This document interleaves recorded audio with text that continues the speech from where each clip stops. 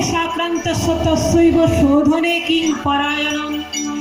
আমাদের ক্লেশের জন্য হে প্রভু আপনি বলে দেন কি করে শোধন করব নিজেকে। আর রসায়ন কি দেখুন, সারপাত জল দিয়ে আপনি কাপড় কাচ্ছেন, সারপাত জলের এমন কি ক্ষমতা আছে যে নোংরা ধুলো মাখা কাপড়টাকে পরিষ্কার করে দেয়? তেমনি হরিনামের ক্ষমতা দেখুন, আমাদের হৃদয় অভ্যন্তরে এমন আগুন জ্বালিয়ে দেয় যে আমরা ভগবানের দোর পর্যন্ত পৌঁছে যাই। সেই আগুন কেমন?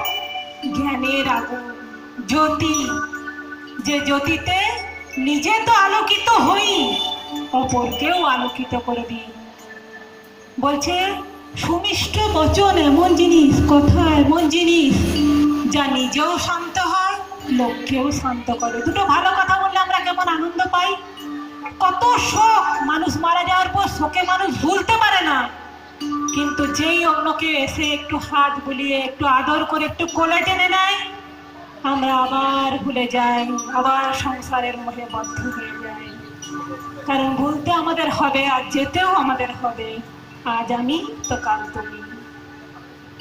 চিন্তামণির লোক সুখং সুরদ্রু স্বর্গ সম্পদম প্রযচ্ছতি গুরু প্রীত বৈকুণ্ঠং যোগী দুর্লভম। বলছে চিন্তামণি, একরকম মণি আছে, যে মণি কি দেয়? চিন্তামণির লোক সুখং, সব লোকের সুখ ওই চিন্তামণি দিতে পারে। সুরদ্রু স্বর্গ সম্পদম, সুরদ্রু মানে কল্পবৃক্ষ, স্বর্গের গাছ, তার তলায় বসে যা মনস্কামনা করেন। দেখবেন অনেক সময় কার্টুনও দেখে থাকবেন, অথবা ভগবানের সিনেমা হলে হাত পাচ্ছি চলে আসছে, আপেল লেবু কলা যা চাইছি চলে আসছে। তার মানে কি? সুরদ্রু স্বর্গ সম্পদম, স্বর্গের সুখ দিতে পারে। প্রযচ্ছতি গুরু প্রীত বৈকুণ্ঠং যোগী দুর্লভম। আর গুরু যদি একবার প্রসন্ন হয়ে যান তাহলে কি দেবে? যোগী দুর্লভ, সেই বৈকুণ্ঠ পদ, ভগবানের চরণ। তাই আমরা গুরুর চরণ আশ্রয় করে এই ভবসমুদ্র পার হতে চাই। কেন? দেখুন, আমরা দিন রাত ভয়ে মরি। ভয় মানে ত্রাস। কাল প্যার মুখ গ্রাস ত্রাস নির্নাশ হেতবে শ্রীমদ ভাগবতম শাস্ত্রম কলৌকিরেণ ভাষিতম। আমরা ভয়ে মরি। কেমন ভয় আমাদের মধ্যে?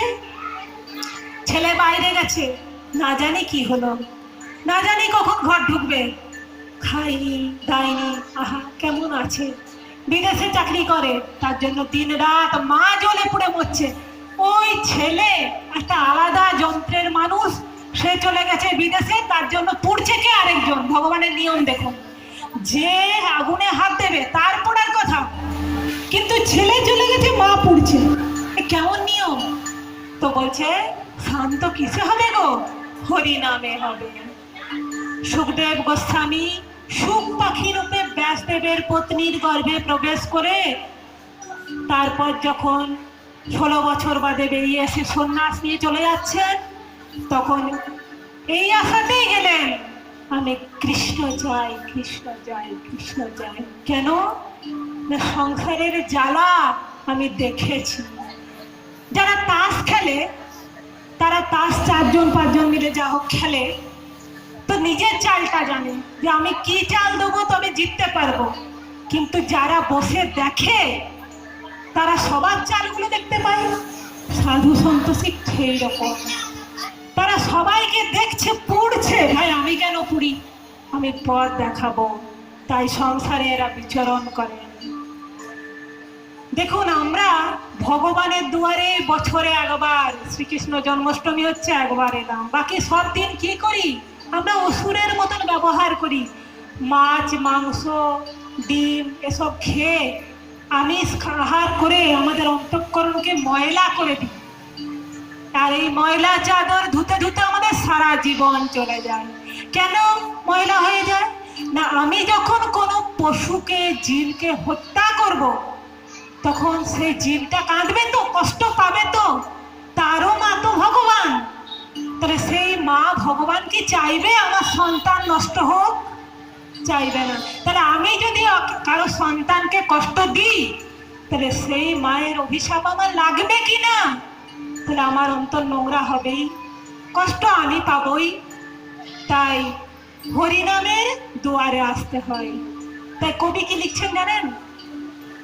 বীজ ফল দেতা সবই হ্যায়, সব বীজই ফল দেয়, কিন্তু কখন?